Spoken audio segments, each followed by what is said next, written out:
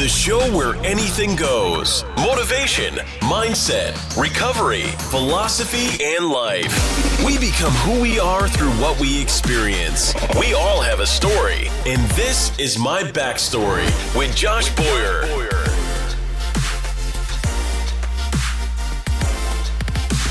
What's up, everyone? We're out here in Whispering Pines, North Carolina with Pat McNamara, man, from Tmacs Inc, man. And so this is episode number 19.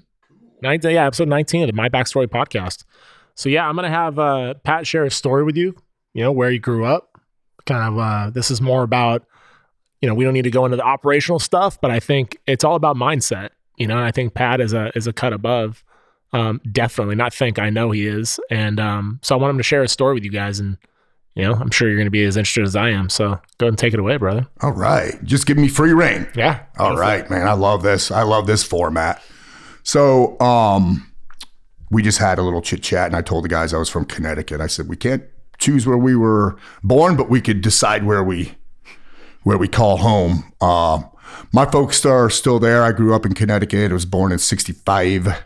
And I was a little bit of an unusual kid. I wasn't your normal kid. I had some real geeky, nerdy hobbies. I was a bird watcher. I did a lot of drawing. I rode a unicycle to school, played the violin. I mean, I know it drove my dad batshit. He was probably thinking, oh, won't this kid play football or something, man? But he supported all of them, He was he's a hell of a guy. He still is. I mean, complete support regardless of the fact that he just, that I was a little nerdy. Yeah.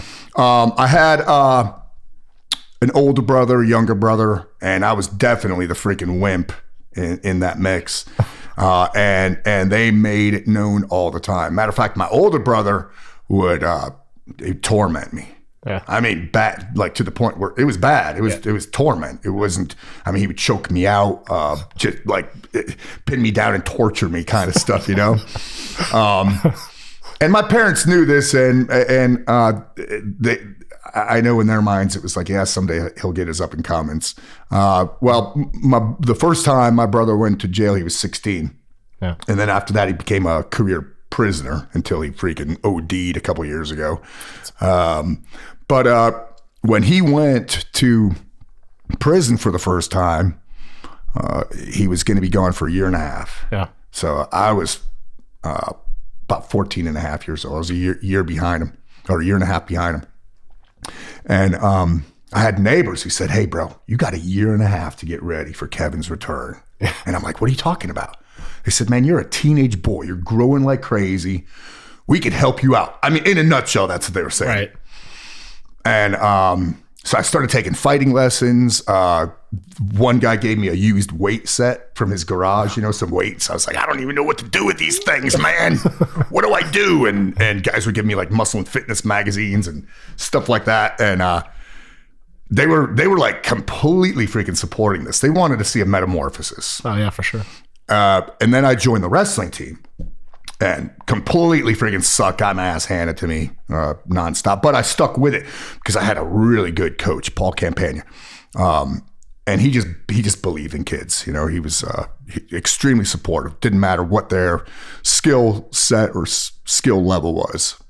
But then I started getting good in the wrestling too. Yeah. But by the time Kevin got out, my brother, I was now like 16 and a half or so.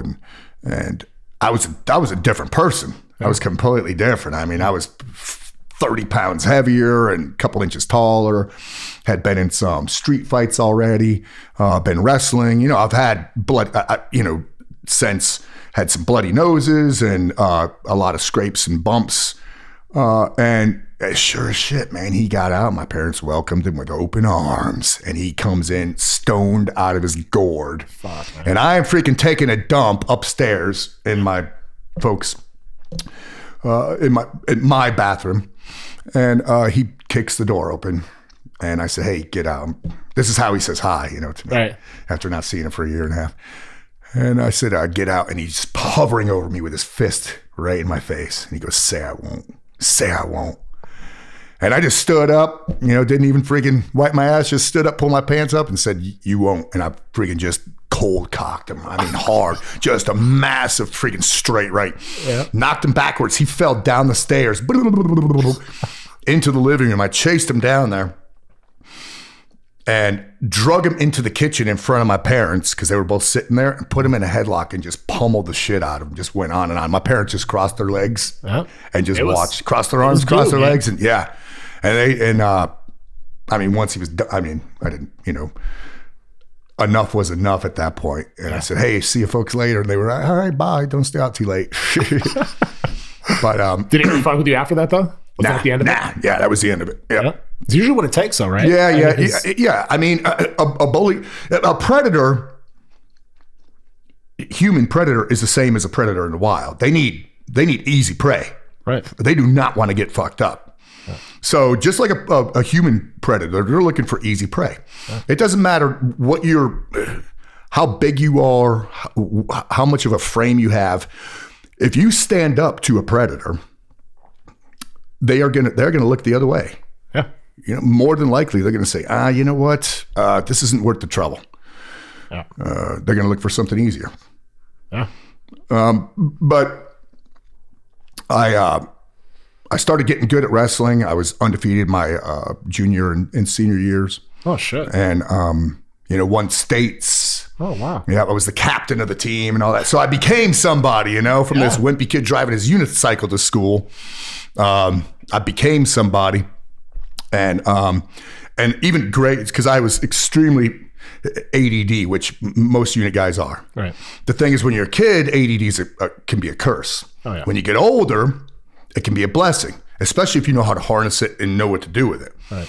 But so kids out there nowadays, parents are just jacking them full of freaking chemistry and crap like that. Yep. Sometimes you got to let that shit run its course, man, and have them freaking join a sports team. I mean, a sports team is what changed me around. Joining the wrestling team changed me around. There's no doubt about that. So got good at wrestling, won everything. And I already had in my head that I was going to join the military.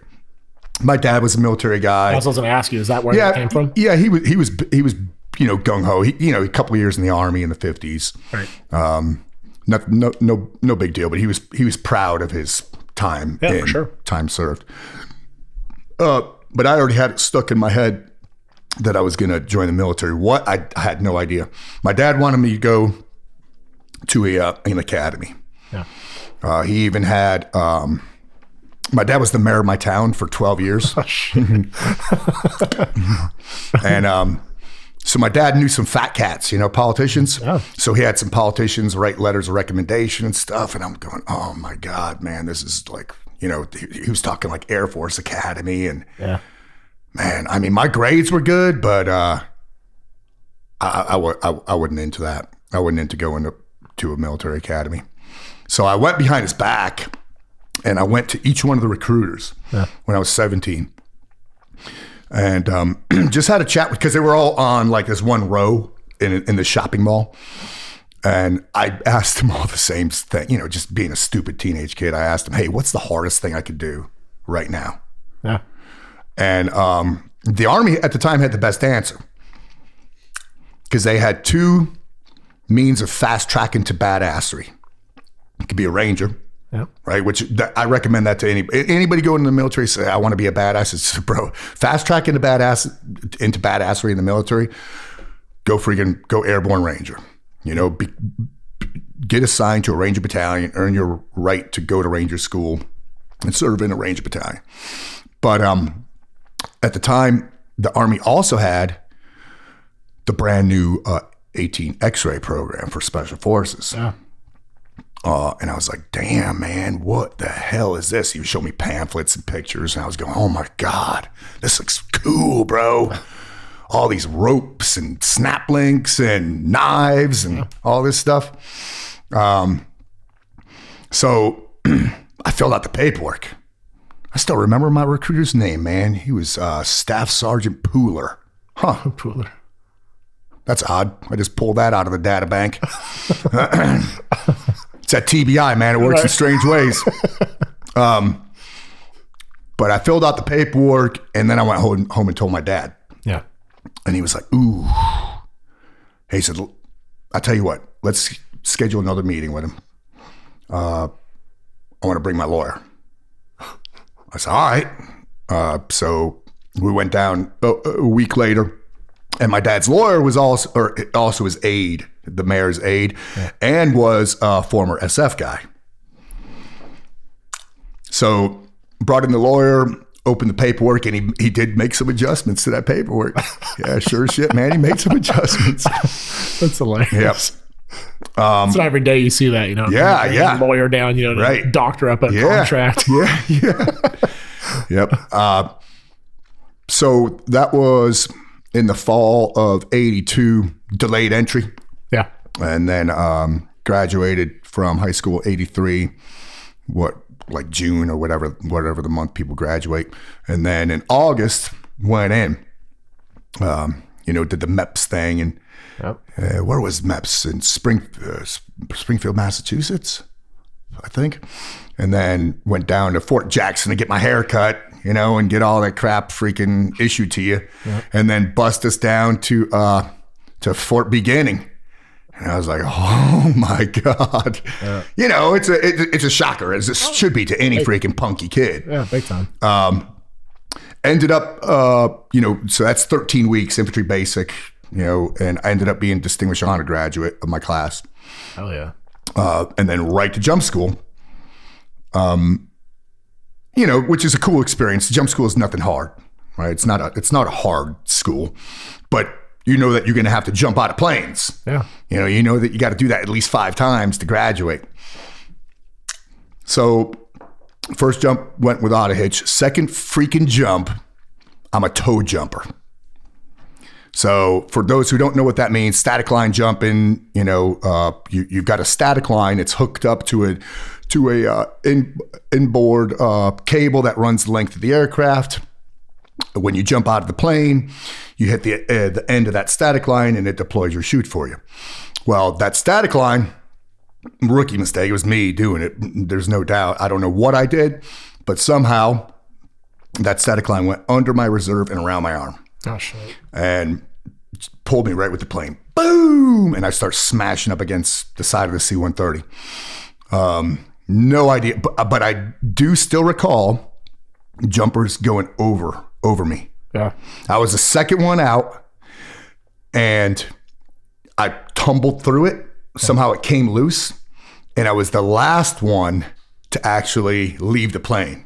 Oh, shit. I was the second one to leave the plane, but I was the last one to actually have a chute deploy. Right. And man, if my chute didn't deploy, there's no way I would have had the whereabouts to pull my reserve. No freaking way. No. Because I was shocky, because it pulled my bicep into my forearm, broke my ribs, dislocated shoulder, concussion. So I was jacked up, and I just remember groaning under canopy. And I hit the freaking ground, boom, no PLF, just a sack of shit. And I land right on that side, same side, left side, smash. And I'm going, I'm a mess. This is the first time I've ever had a real injury. Yeah. And it was a humdinger, bro. Yeah.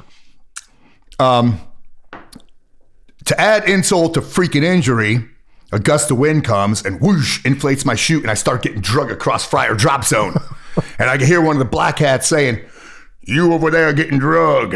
Release one of your cable loop type canopy release assemblies now, leg." Through a bullhorn, So I do that. I pop that thing and my chute deflates. And I pack all that shit up with one arm. And I walk in and I see a crowd of these black hats, and they're all freaking standing around talking. And a buddy of mine goes, "Dude, you don't look good." Because I'm sure I'm ashing, I'm sweating. Yeah. And I go, "I got hurt." And I'm scared, I got hurt bad. And he sees the rope burn, around my BDUs. Yep. And the black hats saw him looking at me, and they said, "Are you the guy?" Because they saw somebody getting towed. Yep. And I said, "Yes, whatever you call it, those guys, Sergeant Airborne, you know? And they said, hey, take off your beat, you know, I said, I can't do it.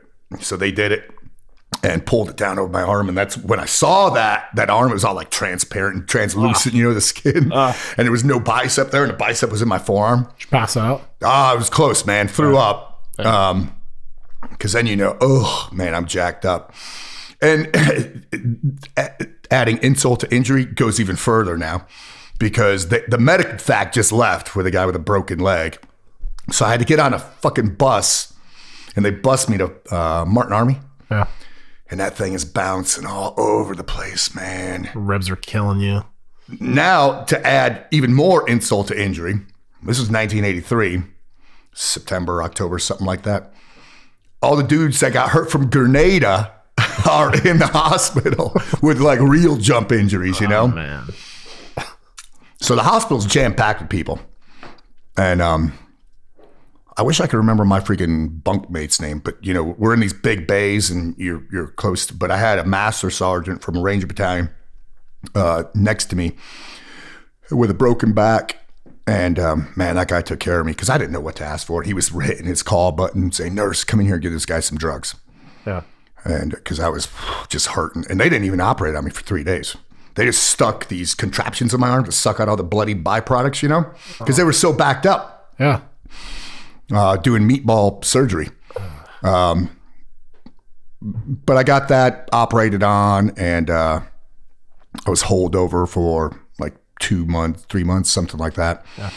And then made my final jumps. And then the party began again, where got on another bus and drove to Fort Bragg. Right. Now, at the time, with the SF course, they didn't have selection and assessment. They had what they call pre-phase. This pre-phase was nothing more than a smoke fest. Right. And it was conducted by guys who just graduated the SF course, who were absolute stallions. Yeah. And it was nothing but 3 weeks of let's trim the fat. That's it. Let's just trim the fat. Just smoke, smoke, smoke, smoke. It was right in the barracks on Fort Bragg in the old World War II barracks. And it was nonstop. Just details and PT. Picking up pine cones, PT. Yep. You know, digging ditches, PT. That's it. Yeah. But I finished pre-phase, and this arm was still, there was nothing there. There was no strength to it, you know. And I went into the Army a stud. Yeah. But I had no pull power or anything like that. So I get to Camp McCall, and when the gates closed at Camp McCall, holy crap, man. I mean, it was like, you know, the gates of hell. And those same TACs came out to Camp McCall with us and smoked us for another 3 days and introduced us to the new guys at Camp McCall. Yeah. And we were staying in these little tar paper shacks at the time. It looked like a POW camp, you know, Camp McCall at the time. But a couple of memories is during the classroom portion.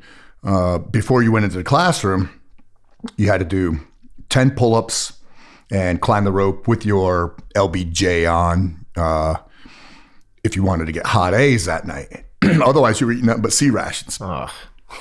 And I couldn't do 10 pull-ups at the time. Oh, because your arms were fucked up. Yeah. Yep. But it didn't last long because muscle has good memory. Yep. And then muscles know how to recruit, so they learn that stuff. And then we had the field portions. So you had survival, land nav, and patrolling. A couple funny stories with those two. So, land nav, I was on my last point of the last objective. The very last exercise. And it was probably like getting close to 1 a.m. I think drop dead time was like 2 a.m. Yeah. And my point was way the hell out in the middle of nowhere. And I run into a guy in the woods, and I knew him. He was a student with me. He was a staff sergeant from 1st Ranger Battalion, R.B. Gardner. And he goes, Private Mac. I don't know how the hell he freaking recognized me. He got them Ranger eyes, you know? Yep. And I said, what's up? He goes, it's RB. I said, hey, RB. He said, where are you going? I said, point, whatever, 142. He goes, damn, bro, you got a long way to go. He says, you got to double time all the way there. And he said, take a heading. Take a heading. It's almost due north. Stay about 10 degrees. You'll come across a road intersection. It's about one click up. He said, when you get to that road intersection, and he's telling me because he went there earlier. Yeah. And I said, all right, roger that. And so I hightail it and I hit the road intersection. I'm like, all right. And I look at my map under a red lens flashlight, and it's my point is right on the edge of this creek called Naked Creek. Yeah. It's like a 500-yard swamp, on either side. So I started in, mushing around, and I hear, I'm going, what the fuck is that? And I keep moving, and I hear it again. I'm going, am I freaking losing my marbles or what? I keep going, and I realize whatever the sound is coming from directly in front of me. Yeah. And I keep going. The noise is getting louder, and I'm thinking, that sounds like drums, bro. And then I see a fire. And then I can see people walking around this fire. Are you kidding me? In Naked Creek, bro, in the swamp. I take my freaking red lens flashlight off of my elbow flashlight and just go white light and boosh, which was not allowed. And I find my point. It's just an engineer stake, Yeah. And I clack it, and I haul ass back, man. I'm on opposite heading, and I'm just freaking running my ass off. And I'm almost there. And something grabs me from behind, grabs my head. Digs in. I'm screaming bloody murder. And there was enough ambient light with the moon to see that it was an owl. Oh, shit. Snatched my PC off my head because I got those Ranger eyes on the back of it. Now I'm shaking like a dog shitting sand spurs, man. I am freaking out. And I keep running. And I get to the 5-point intersection. I'm getting close, and it's it's just scattered pines here, and it's nice and like manicured. Nice. So I could see the GP small tent, and I see the instructor come out, and I see him take off the end of his star cluster, put it on the other end, and I'm 25 yards out, and he smashes it to the ground. That star cluster goes out, and he looks at me, he goes, "You're a no-go." And I went, "Oh," and he turns around and goes, "Just kidding, come on in." Yeah. And then he dings me because I showed up without my freaking PC. And I'm explaining, my head's all bloody, my bald head. Crazy. You can't make that shit up. Yeah. It's nuts. Yep. So you got, that was at what point of your schooling was that in? Like that's in week what? Like how long is this training? That's the first phase of the SF course. All right. Yep. First phase is, I don't know, like let's say a month, something like that. At the time they had survival too. That was 6 days in Uwari, and you were issued a ration. It was either a live chicken or a live rabbit. Yeah. And you had all these tasks to do, like 22, this big list of tasks you had to do. And you were by yourself, and they told you stay in within 500 yards, whatever. And like the TACs come by every night and check on you to make sure you're getting your task sheet completed. And I'm rocking that, man. I had a chicken, tied it up to a tree. It's pecking around, and I'm rocking it. I'm building shit. I am way ahead of the power curve. I had a plan. I said, I'm gonna eat that in a 4th day. I'm gonna last. Well, I start foraging, and I'm finding food, bro. After the first day, when you're hungry, shit becomes appealing, and like stuff like worms, good. Yeah. Throw them in a canteen cup, a little bit of water, suck them down, and instant energy, boom, just like that. Yep. I start foraging more, and at the end of it was just outside of where I was supposed to go. I found a pond, and there was a campground by the pond. And just like a black bear, I went straight for trash. And I found a trash can, and I'm like licking ring ding wrappers and stuff. And then I find honey buns, fishing string. Yeah. And I go fishing in that pond, and I catch fucking fish, man. Like I had 4 whoppers. And I strung them up. I walked back to the campsite, And I go, what in the hell is that? And it was a can of beer on a log.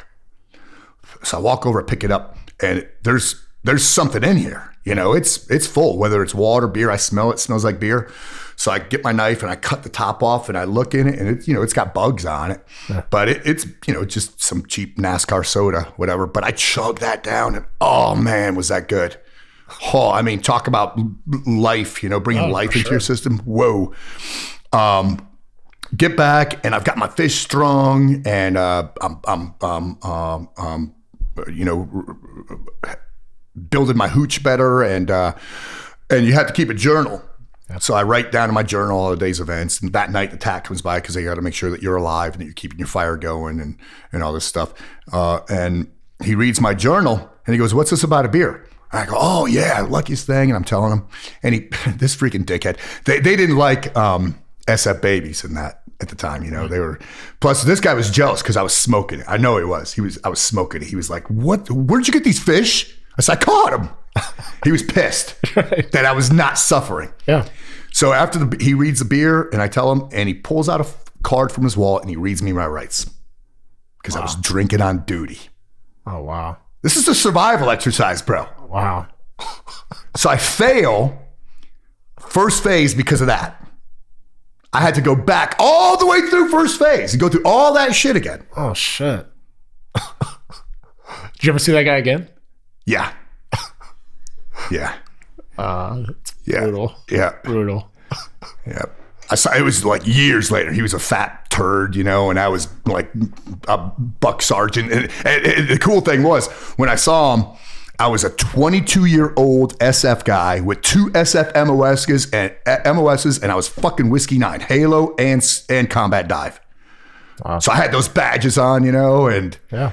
And he was a big fat E7 has been. Right. What do you think got you through that? I mean, because I think mentally you have like most people will probably break the first go around. Right. They can't deal with it. What I mean? But knowing that you're going to have to go through it all over again, what do you think got you through? Bro, I wanted it. Yeah. I wanted. I think I was there for the right reasons. I wasn't there because I watched First Blood. Yeah. I wanted that since when I was 17. I wanted that. Yeah. And I mean, there was no option. I was not going to quit. They were going to have to freaking throw me out. It was never a thought at any time. Even during like the patrolling phase, God damn, man, I got some stories. I have so many stories of my failures. I could fill a book with them. Patrolling phase, it's March and it's Fort Bragg and it's pissing out rain. It's cold and you're up for days on end. Yeah. You may be getting 2 hours of rack a day. And I remember this one night we were in a patrol base and it was pissing out rain. We got, just ponchos. There's no Gore-Tex or anything. And we're doing 33% security. And I'm sitting on my ruck and I'm kind of, because I'm on security and I'm kind of dozing in and out. And then I realized, dude, you're pissing yourself. I freaking wet myself, man. And at the same time, medics were coming into the patrol base because two guys went down with hypothermia. Oh, wow. So I just pissed myself and I'm going, damn it. I'm thinking, oh my God, man. Now I'm really wet. Yep. And the TACs come in and with white lights into our patrol base. And they said, all right, listen up, make a fire. And boom, all these redneck kids run into the woods, man. I'm like, how in the hell are we going to make a fire of this shit? And they had white lights out galore. And they come in, and I didn't know anything about this girl being a Connecticut kid with all this light or not. Right. They had piles of all this fat wood. And they had, logs. And they were shaving little chunks of it and had lighters and got that little flame going, that little teeny flame. And they added it to another piece of lighter knot and to another one. Pretty soon we had an inferno, man. We had a bonfire. And I stood by that and just watched all that piss evaporate, man. Just billows of freaking steam rolling up. I was like, oh, this is so good. This is so good. It dried out fast because it was, jungle fatigues at the time, OG 107. So that shit dries like that. Yeah. But yeah, man, I had so many failures. Oh my God. Even when after the Q course, I went to first group. And it was just a series of epic failure events. I mean, I was rocking. I was doing what I was supposed to be doing, but just a string of bad luck. My sergeant major asked me if I want to go to scuba school, and I was like, hell yeah, I want to go to scuba school. I don't even know what that is. Yeah. Sent me no pre-scuba, nothing. 2 shallow water blackouts on the first day of pool week. 2 shallow water blackouts. And I couldn't get up. You get counted off the wall. Get off the wall, Mister. Get off there. You get a 3 count. And after that second shallow water blackout, I had no whereabouts. No, my faculties were shot. Yep. So I got pulled, but went right back. I got a pre-scuba slot, and then went right back, and bam, smoked the shit out of it. So that was the beginning of it was a rocky road, man. I tell guys all the time, guys are always asking me for advice about joining the military, and they're going to do this or that. I said, Roger, it's worth it, bro. I said, just remember the road is worth taking, but the road is going to be bumpy. There are going to be obstacles in that road, and they're just obstacles. They're not barriers. They're just obstacles. So just get over those obstacles, just one at a time. Just make those incremental improvements. Just chip away at it. Because it's not going to be easy for anybody. No matter where you are in the military, those roads we're taking are not going to be freaking easy. Right. You think that mindset was something you were born with, or do you think it was something that I think the big part is that metamorphosis. When I was 14, my brother going to prison, and I had mentors. They just emerged out of the woodwork, and so I had neighborhood mentors who just liked me because I delivered their paper, and I was a good kid. I wasn't getting into all the trouble like the other kids were. Yep. I was just a good, innocent young lad. But so that was the beginning of it. And you want me to drive on with the career? Yeah, let's do it. So I'm in first group for a couple of years. I'm just going to fast forward through a bunch of that because I got a million stories about my time in first group. But one day, it's probably 87 now. A guy shows up, a recruiter, and he's got a list of names. And I'm on that list of names. So company sergeant major says, go talk to this guy. And I'm like, all right. And we're in a room, and he's talking about this job. He's talking to 10 of us. And the description was so freaking vague, it wasn't even funny.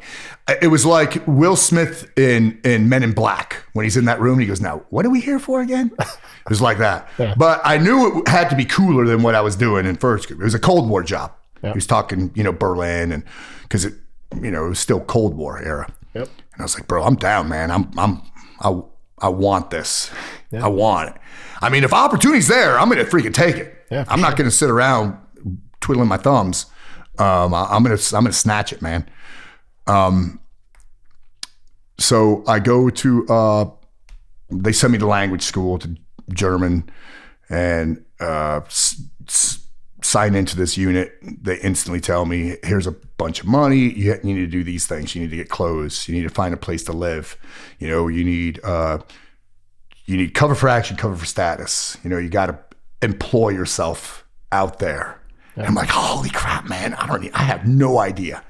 But I had a couple guys, in that unit who said, hey, come with me. I'll introduce you to these people, this kind of thing. So here I am, a year later, I'm a staff sergeant in the Army. I got a freaking mullet. I got a tracksuit, leather jacket, big dumb shoes, speaking German. I got a job on the German economy. I am a member of the Berlin cycling team, and I wrestled for the Berlin wrestling team who was getting paid for it. Nice. And that job was like setting up networks for double agents in Berlin. In the event, the balloon went up. And real cool job. And then another guy shows up to that unit a year and a half later, and he's got a list of names, and it's one name, and it's me. Oh, wow. And he says, hey, there's another job here. Do you know about USMLM? And I'm going, no. There's another special ops job here? He says, yeah. He says, what we do essentially is we spy on the Soviet army in Soviet East Germany. I going, get the fuck out of here. Dude, that sounds cool. He says, if you want it, it's yours, because you had to meet a certain criteria. You had to look a certain way. Your German had to be so good. You had to have the capacity to learn. Yeah. You still fluent? Nah. No. I speak it. I mean, if I run into a German speaker, I'll start rapping, but not fluent. No. Right. But I could fool people good because my accent's good. Yeah. Yeah. So I could fool them as long as the conversation stays pretty vanilla. I could still hold my own. Nice. As soon as it starts getting, I have to access the data bank, with words, but they come back. But I haven't used it, man. I haven't used it in a long time. Back then, es war eine Notwendigkeit. There's a good one. It was a necessity. Right. So before I got to this unit, they sent me to a couple schools, the Bundesnachrichtendienstfahrschule, which is like the FBI equivalent. Just so crazy. Yeah, which is like the FBI equivalent of driving school for four-wheel drive vehicles. Yeah. And then Whippet, Warsaw Pack ID school in Kent, England. And I get there, and I'm the only American in that school. It was all Brits. Nice. Yeah. And then just balls to the walls, man. Signed to that unit, and it was cool, man. It was scary. Ooh, that shit was scary. Because you had this real thing. It was not covert spying. It was overt. Right. So you went over into East Germany in a uniform, and you were under the auspices of the US MLM, United States Military Liaison Mission. We were a liaison to the Soviet Army. Did they know what we were doing? Fuck yeah, they knew what we were doing. Because they were doing the same thing in West Germany. But they reserved the right to basically execute you if they caught you doing shit wrong. I mean, the Soviet Army issued us maps with these areas drawn on them called PRAs, permanently restricted areas. Yeah. But that's where all the good shit was, man. And PRA, that's where all the KGB comms were and nuke and all that stuff. Yeah. So you had to penetrate that shit, if you wanted, because we were getting, into it was high speed shit in a low tech world. Right. Getting intel from whatever satellite imagery, and then you go over there and try to get some hands on close up photos and stuff like that. But I did that for a year and a half, and then was there during reunification. Nice. And wall coming down, and I was like, whoa, I got to do something now. I mean, I got to do something bigger and better. So I went to selection for the unit and didn't make it. Wow. Yep. Broke my ankle for first exercise, stayed a week and a half, and it just got bad, and I pulled myself. But they knew that I was jacked up, so they invited me to come back. So I went back a year later and did well. And then I was at the unit for 13 years. Oh, wow. Then retired in 2005. Do you miss it? Oh, hell yeah. I mean, I've been retired since 2005. I still have dreams about it. Oh. Once, maybe twice a month, at least twice a month. Nothing creepy, good dreams. Yeah. There's kind of recurring theme shit. Like I get recalled back and I'm there with all these young studs and I don't know what the gear is. And I'm like, what is all this stuff, man?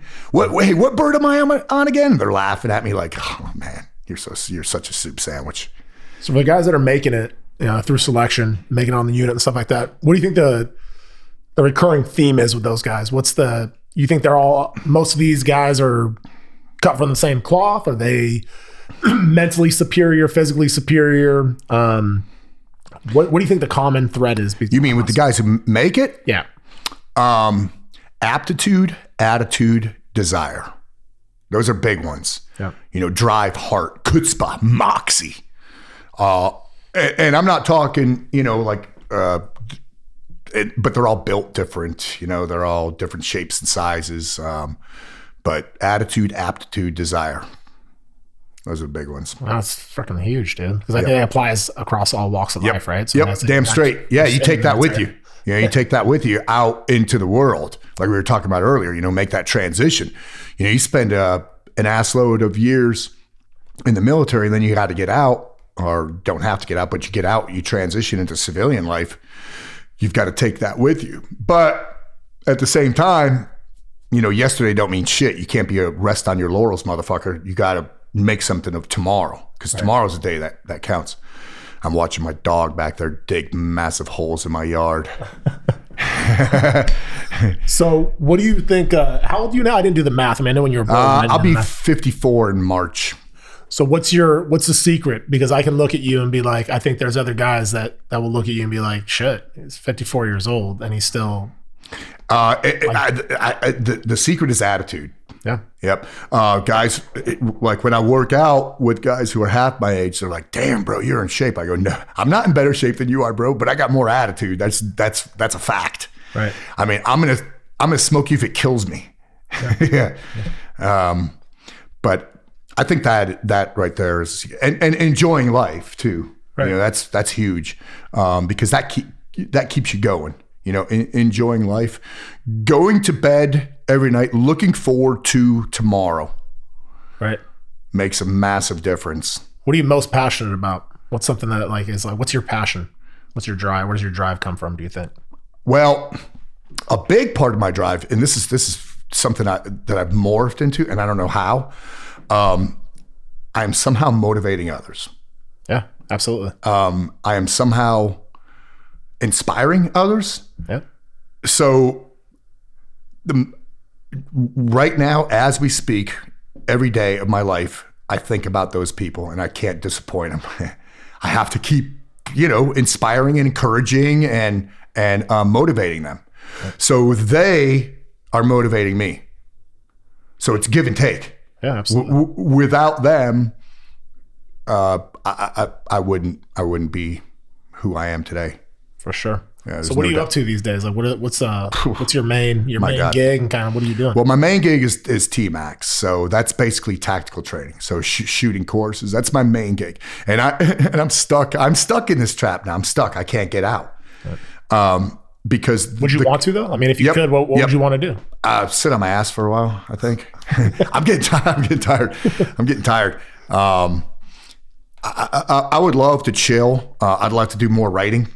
Because I've written 3 books. I write for 2 different magazines, and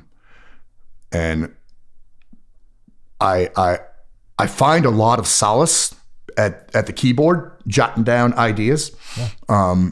I don't have a real gift of oratory, but I could put pen to paper, and I could jack my jaws on paper. Yeah. I had another point there. Oh, you said drive. Oh, what am I up to? So Tmacs is shooting courses. So, and those are 2 or 3 a month. And I'm writing my 2020 calendar right now. Oh, wow. So it's daunting, So like I said, I'm stuck in this because I can't tell guys no. Right. I can't tell them no. So I got that. I co-own a gym. It's an MMA gym here in Aberdeen, North Carolina. I've got a combat strength training program. There's a lot more. I do a lot of these podcasts. Yeah, for sure. I co-host my own University of Badassery. You guys got to check that out, by the way. Yeah, sure. It's good. It's uplift. It's upbeat. I have social media as a full-time job. I got a YouTube channel that I'm not as active as I should be on. I need to get on it more because it's growing substantially. And people like the information that I'm putting out there. I write for Athlon Outdoors, for Combat Handguns and Ballistic Magazine. Those keep me pretty busy. Let me see what else. I'm rewriting. I'm rewriting my TAPS book, Tactical Application of Practical Shooting. That should be done in about 3 years from now. Nice. No, I'm hoping a lot sooner, but man, I got no freaking time. Let me see. And then I'm hobby heavy. So, but I've had to streamline all my hobbies because hobbies take time. Yeah, absolutely. So whatever I can get to right now, if I could satisfy, because it's very important, I think, to have hobbies, to have that vehicle of escapism, to exercise the creative lobe of your brain, the poetic side of your brain. Right. I think a human can become boring without them. So I draw. like that thing, the golden eagles, do I have another one in here? They're all over the house. I'm into photo. I'm still watching birds, motorcycles, fishing. Oh man, I love it. I'm a junkie when it comes to fishing. Right. A lot of outdoor stuff. Once a year, I always plan an excursion into the Rocky Mountains, and I bring people with me. Yeah. People who are interested. They barely know me. I said, just come along, bro. And I put them on the email list, and we do cross-load procedures on email and stuff, and then we just link up in like Missoula, Montana, and then I drive them into the wilderness, and we just hump into it. And I teach survival and super cool and map reading and so many people are so thirsty for that knowledge and thirsty for that information. I think that's what's missing, as far as like I don't want to get too political, but there's like people are just knocking masculinity. Yeah, there's a massive void, and what people are doing is relinquishing their like primal gifts. Yeah, for sure. Primal gifts, intuition. We're so connected nowadays that we're disconnected. Absolutely. We're a bunch of fat, lazy, flaccid button pushers, complacent, living in a 45-degree syndrome world, where we're just stuck looking at our phones, and relinquishing all these not just primal skills, but basic like Boy Scout type of skills. Like you said, they're thirsty for it, like map reading, knot tying, basic stuff like that, field craft, making a fire. I love that stuff. So I do that. What else? Hobbies. I got a couple others. I'm a lot in the kitchen, cooking for my wife tonight. She's a freaking chef. I could throw stuff in a pan and make it really taste good. What else there's a bunch of others, man. That's a gnarly takeaway though, I think, is like hobbies, because like, humans become boring without a hobby. Yeah. I'm going to remember that because drums and guitar. Yeah, for sure. That too. I think it's huge, because I think there was a guy that I did a podcast with, and one of the things he said, I asked him what he was a tier 1 operator, and I said, what's the common thread, do you think? And I was shocked by his answer, but it was creativity. Right. Man. The ability to use creativity to get through obstacles and to find a way to get shit done. Is the common thread. And creativity, imagination, and improvising. Yeah. Amazing. I mean, I learned so much from guys in the military. It seemed like I never stopped learning. And even to the point where when I got to the unit, people thought, dude, you are freaking amazing. And I'd look across the table and I'd go, bro, you're amazing. I mean, because they would share some of the stuff that they do on their off time or some of the skills that they have. And I'm like, are you freaking kidding me? Get the hell out of here. No, there's no way you do that. There's no way. Oh, yeah, I do that. Yeah. Is there a lot of guys that come from the unit that now that are still hard chargers, or do you think a lot of them are kind of like they let their skill set die and they're nope? I think a lot of them are nope. They're still hard chargers. Yeah. Yep. Yeah. I don't have my finger on the pulse that much, and I don't hang out with a lot of them anymore, which is kind of a shame. I wish we had a tighter network, but I think a lot of guys retire. They just want to be left the fuck alone, man. You know, that makes sense. You spend all that time. How many years were you in total? 22. 22 years, man. That's a long time. Yep. It's a lifetime.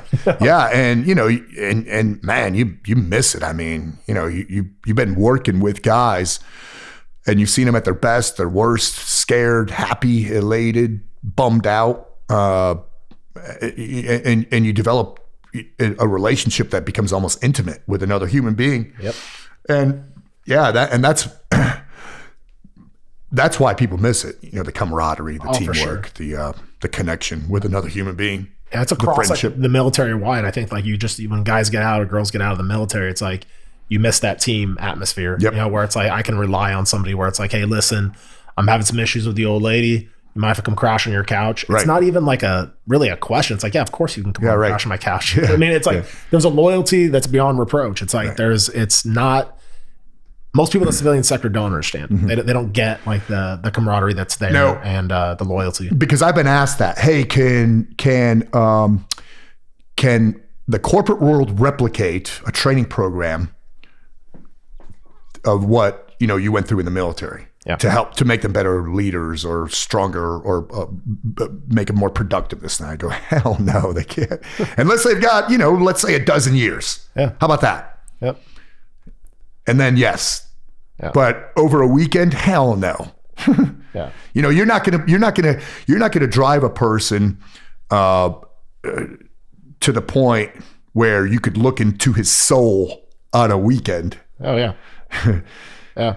It's hard. It's definitely hard to replicate. And I think that's where a lot of guys like struggle when they get out. You get into the corporate world and you trying to make a buck, trying to provide for your family.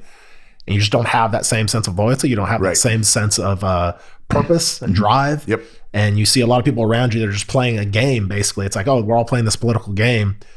And I know for me, it was definitely hard because it's like, hey, man, like I'm not here to play the game. I'm here to do my job and go home to my family.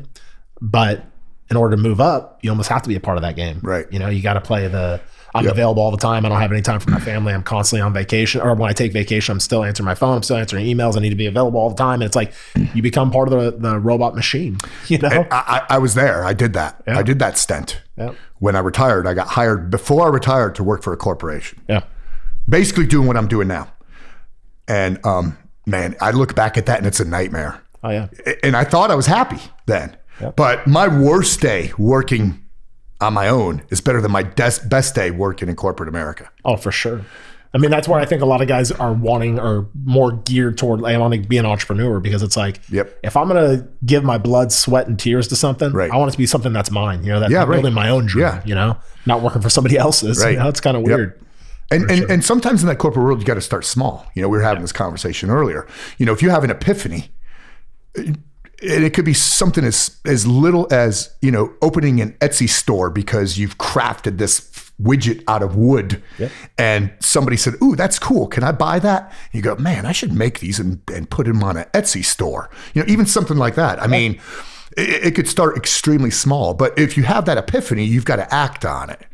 Because you never know where it's going to take you. And you got to think risk versus reward and all that stuff too. As long as you're not risking a lot, initially, because some people risk everything and then fall flat on their dicks. Yeah. I had no choice. I got laid off from that corporate world. Yeah.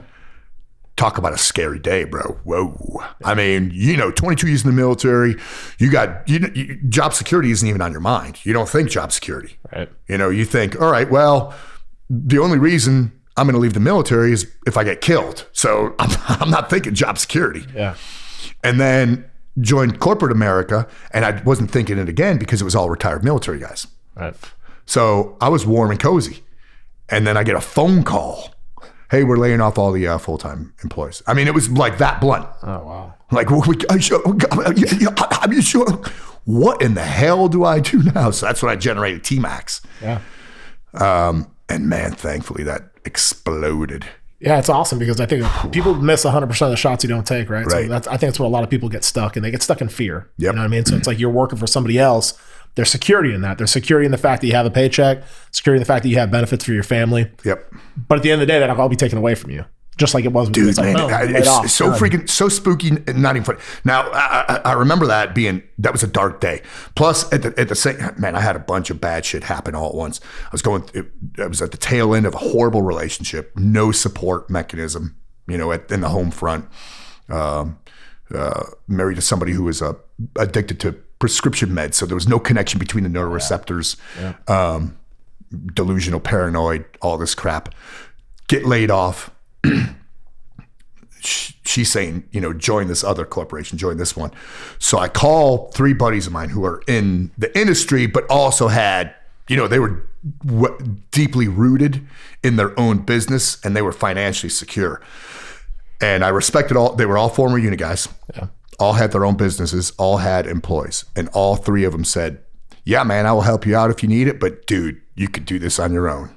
And I was like, oh my God. So they let me, those 3 guys allowed me to be who I am. Right. Thankfully, they didn't spoon feed me. He says, yeah, come on, I'll freaking hire you on. Every freaking one of them said, bro, you could do this on your own. Yeah.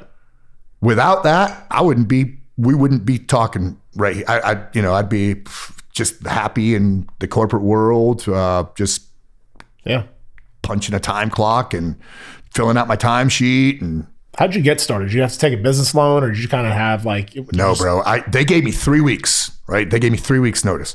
Yeah. And I used I went to work early every day, got on that corporate computer, dug out all my contacts from every job that I worked while I was there.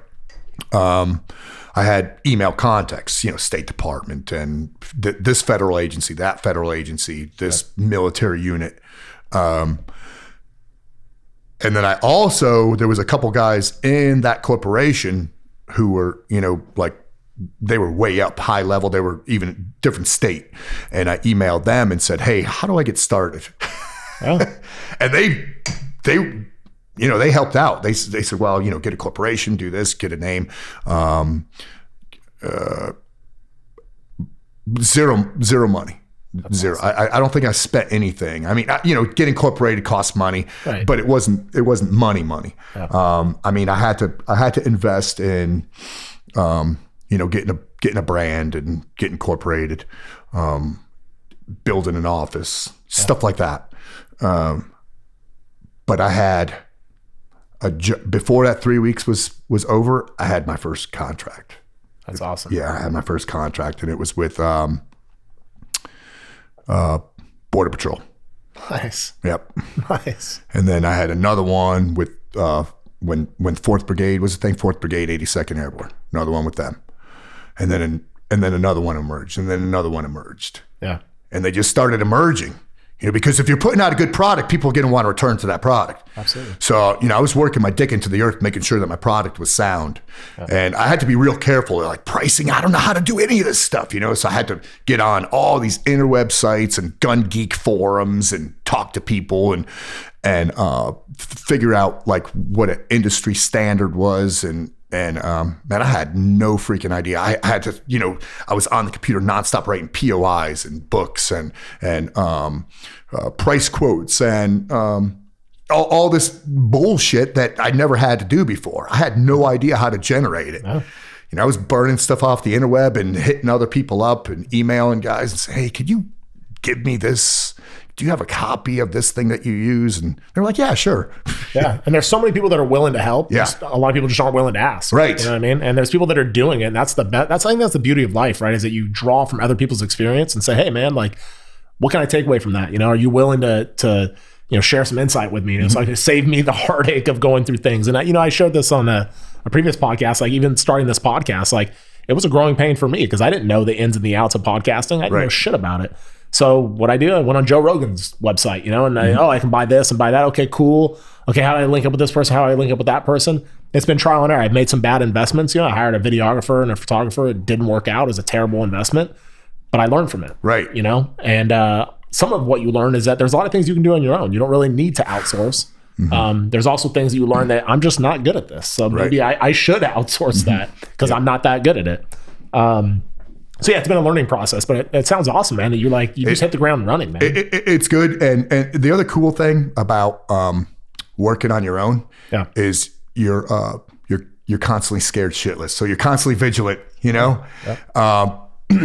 because the well can dry up at any freaking minute. Yep. So I'm constantly jamming shit into the pipeline. Do I have time for it? Nah. Yeah. But I'm freaking jamming it in there because once again, opportunity knocks. I'm going to freaking answer. What's the end game though? I mean, do you want to retire? Like, do you have a vision? Well, I have a couple irons in the fire. I got a TV project I'm working on. Nice. Can't disclose any of it because it's all project stuff. Right. It's still whiteboard session, which would be cool. I like the notion of TV. Yeah. I think I could do well in that arena. You got the personality for it, for sure. Yeah. I'm comfortable in front of a camera. Yeah. I'm and I'm comfortable without a script too. Yeah. Just give me, just broad brush it, bro. Just broad brush it and trust me. Yeah. Just let the camera roll and I'm going to freaking start jacking my jaws. That's kind of how I started with the podcast. Everyone's like, oh, you're going to have a script? Are you going to have like a questions you ask? Nope. Right. I was like, I actually don't want to know. It's no offense to the people I'm in. No, that's good. I don't want to know too much about them. Right. Because if I'm doing all this research in there, I'm going to go in there with a preconceived ideas. No. And I'm going to have, questions and it's going to clutter my mind a little bit. Blank slate, bro. So I like to go in there just like we did today. It's like my first time meeting you. I'm learning stuff about you I didn't know. Yep. And I think it's more of an authentic conversation. Right. You know, it's actually like hey man, I'm learning a lot of shit right now. A lot Right. of people are listening and learn some stuff. You know. Yeah, it's good. Super cool. I'm going to ask you a couple questions that I ask everybody that comes on the podcast. Right on. Bring it. First one is, if you had one person, one book, or anything that inspired you the most through your life, who would that person be, or what would that book be, and why? I've got a few people in my Sure. noggin, but I mean, the easy answer and a default one, but it's real, is my dad, number one. Yeah. You know, because that sets the foundation for everything else. Absolutely. You know, you need that strong foundation. And like I said, super supportive. The guy would, when I was a kid, I remember him, he was a school teacher during the day, a cop at night, and going to school. Holy shit. Yep. to better his career, to make a better world for his family. Yeah. And he still had time for us kids, you know, to do shit with us kids. He still made time. I mean, he'd make time and then pass out. It's a good man. And you know, the guy accomplished a lot in his life, and he's got a following. He's very well respected still up in Connecticut, but always supportive of me in anything I wanted to do. Like I said, he supported me when I wanted to watch birds, draw pictures, and play my violin and drive my unicycle to school. You know, so. Totally cool. So, but he's book worthy too, because he's interesting. Yeah. You know, he's a world traveler. He's been to almost every continent. I don't think he's been to Antarctica, but he's been to almost every continent. He's got my folks have a world map up, in their house with all the pin marks. And I just went over Thanksgiving. I was like, damn, man, holy crap. And he's a linguist. He's fluent, no shit, in like 4 languages, but communicable in another 6. Wow. Yep. I mean, could communicate, could hold his own. High IQ, man. Yeah. And then awesome sense of humor. He was, like I said, he was a cop. He was a fireman. He was a teacher. He was the mayor of my town. When he was a world-class fencer too. Yeah, world class. He went to the world championships in Egypt in like 1950. Dude, I got to meet your pops. Yeah. That sounds awesome. Yeah. He's losing his marbles right now. It's pissing me off. He's losing his marbles. Is he? Well, I mean, it's some kind of dementia. It's not Alzheimer's. Like Lewy body dementia or something like that? Yeah, I forget what it is. Yeah. But he knows it. Right. That's probably the most maddening thing for him. Oh, man, it drives me crazy because his escape every day, because now he's retired. He teaches German once a week. Right. Which good. You got to keep the juices flowing. Yeah, for sure. But he would go to the Y every day. It's all right. Keep doing that, but mix it up. You got to mix it up. You can't. He says, I like my routine. I says, yes, but a routine becomes routine. Right. You trick your body, and it's good brain food. Yeah. But he stopped going to the Y because he's forgetting how to drive. Ah, shit. Like, damn it, man. So yeah, it's a bummer. It's not good. I mean, unfortunately, it's part of life. But, right. Yeah. And you got to look at it and be like, hey, man, he had some amazing experiences. Yeah. And obviously Yeah. touched a lot of lives. Yep. Yeah. He lived life large. Yeah, for sure. Yep. So second question is, if you had one regret in your life, biggest regret that you can think of, damn, what would be and why? And the reason I asked that, just, because it sounds like a downer. Yep. It's because I like to learn from people. Yep. I want to know, if I can go back and listen to all my podcasts and hear what everybody's saying, hopefully if I ever get to that fork in the road, I'm not going to make the same decision. I can remember that conversation, be like, maybe I should take this next turn. All right. So I'm going to talk about a regret, but it's a blessing in disguise. Yeah, for sure. So I am one of those guys who is black and white when people say, hey, I met this girl and we're thinking about getting married. I'm never somebody to go, oh, congratulations. I'm like, bro, are there any red flags? If I like this guy, if I know him and I like him, he's my friend, I'm going to watch his 6. Yeah. I'm going to say, any red flags? You guys argue at all or anything like that? And they'll look at me like, what? Because I don't want somebody to get stuck in a shitty relationship. Oh, totally. So like I said, I was in a bad one for a long time. And it got to the point where I had some of her friends who are shrinks say, you cannot sustain this. You think you're a big bad special ops guy, but even you can't compartmentalize this. Because I could tell you horror stories that would make your skin crawl. Yeah. And I lived in the bonus room above my garage for 4 years. Oh wow! Because I needed to be there for my kids. Yeah.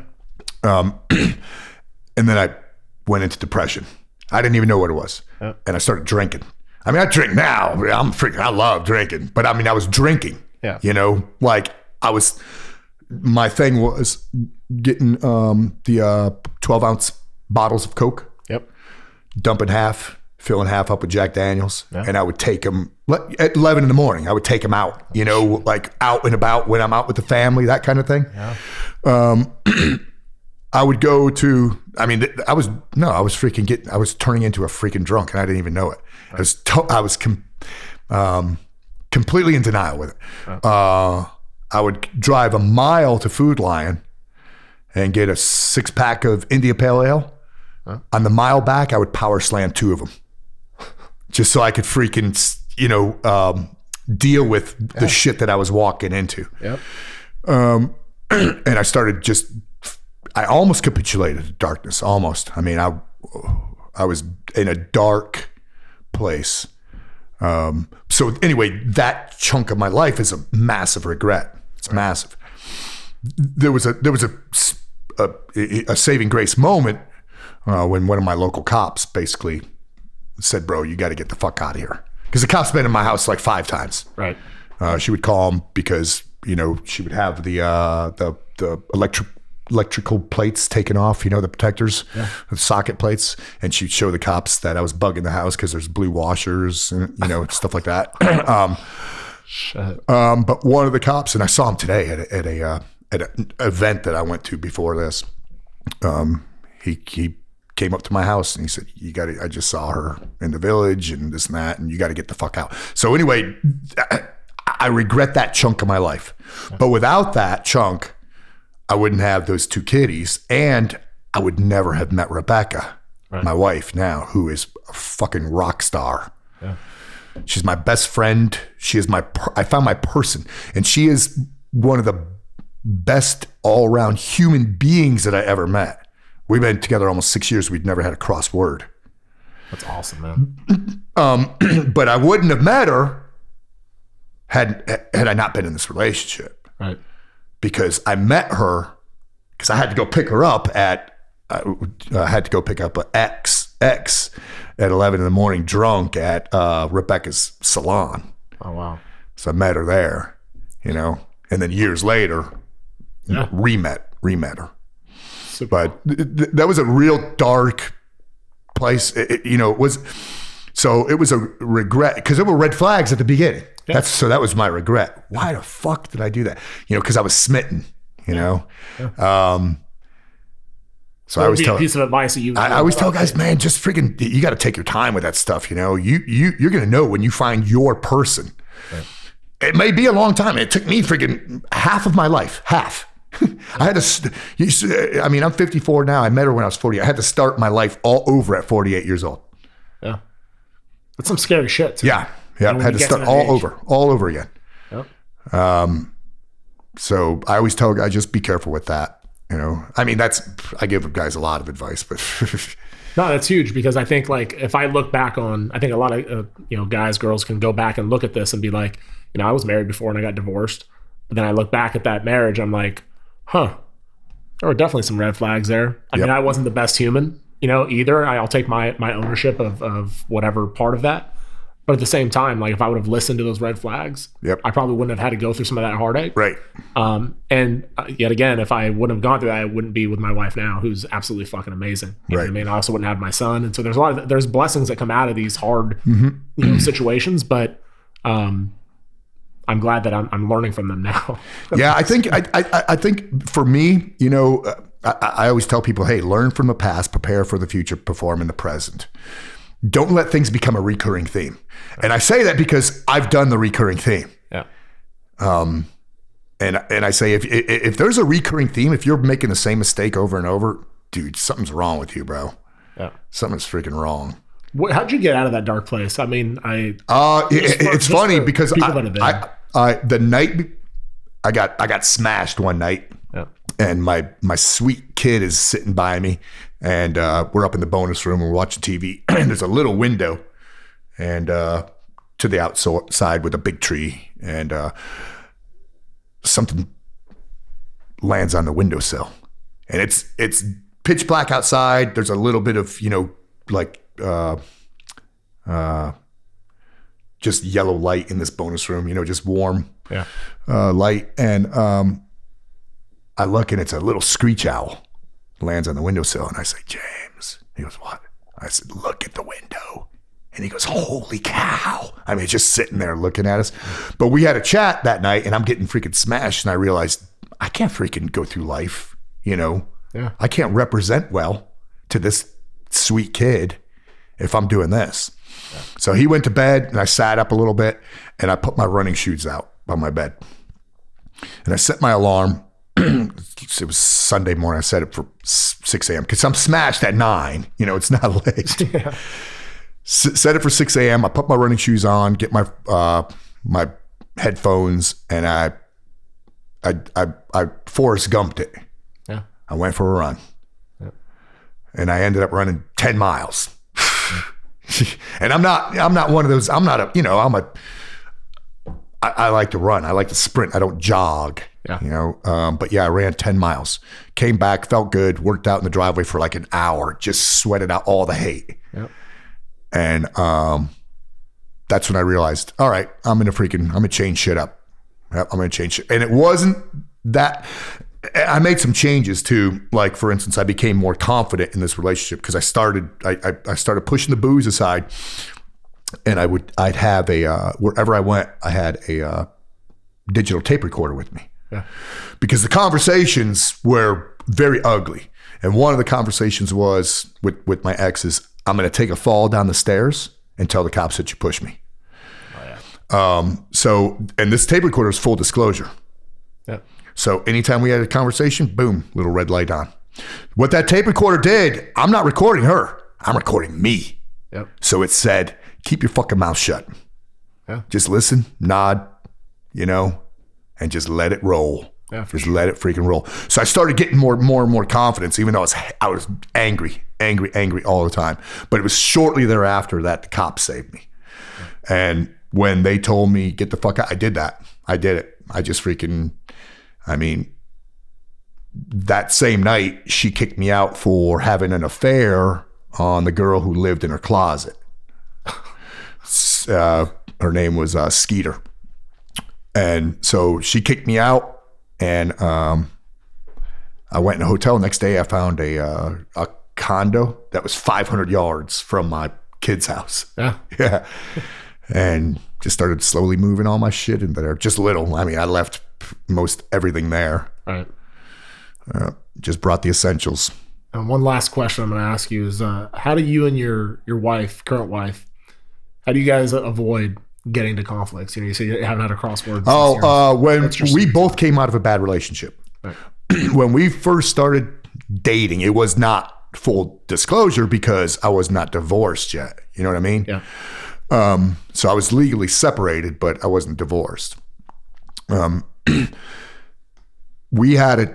just had a chat with her. When I knew, I knew fast. I was like, man, I could see myself with this gal for a long, long time. Yeah.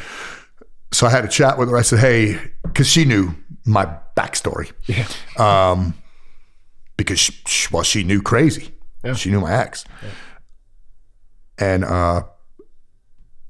I had a discussion with her. I said, hey, if there's anything ever about me that you don't like, if you see any red flags, please, please, please tell me. And I need the permission to do the same thing to you. Yeah. I need that.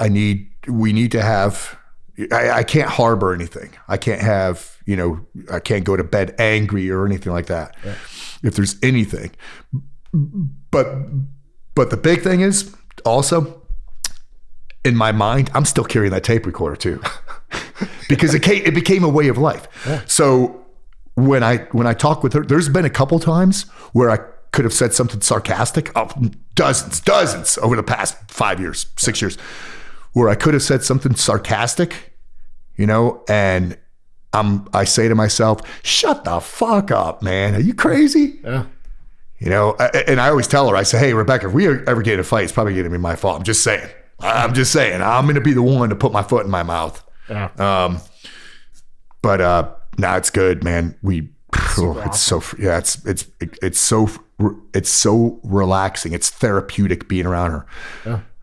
It's cool when you meet a woman like that too. When you let the ego go, you know what I mean. And it's like, hey man, I can be my authentic self with you. I can be vulnerable. Yep. And you're willing to call me out when I get out of line, and vice versa. And it's with love and not animosity. And it's like, just makes for a fucking pretty cool marriage, man. Yeah, she's my biggest fan too, which is badass. And I say this to her all the time, and she blows it off. I said, "There's no way I'd be where I am right now without you supporting me." Yeah, because I keep what I'm doing. I keep growing. But it's because she's not only allowing it but encouraging it. It's awesome. So yeah, it's super cool. And well, I appreciate you so much, man. Right on this podcast, and sharing your story, and that was fun, man. So, I don't get to reflect that much. So yeah, I appreciate it, and I know that the listeners are gonna enjoy it just like I did, and so. I look forward to hopefully linking up with you again soon, man. Yep. Whether that be here in Texas, California, wherever, man. But rock and roll. Thanks again, brother. Hell yeah. Thanks for having me. Yeah, for sure. Bam. Bye. Oh, actually, one last thing. Yep. Where can people connect with you? What's the best way for people to connect with you? Probably website, tmacsinc.com. Okay. tmacsinc.com. Okay. Because I have, contact information there. Yeah. And then I have social media platforms. I got Instagram. It's at Tmacs Inc. I have a YouTube channel, Pat Mac YouTube channel. Okay, cool. Those are the big ones. Awesome. Well, thanks again, brother. Right on. Thank you. All right, later. Thank you for listening to My Backstory. Stay motivated and stay connected off the show. Follow at my_backstory_ to be a part of the journey to recovery and to see where your story goes. Or visit us online at hereismybackstory.com.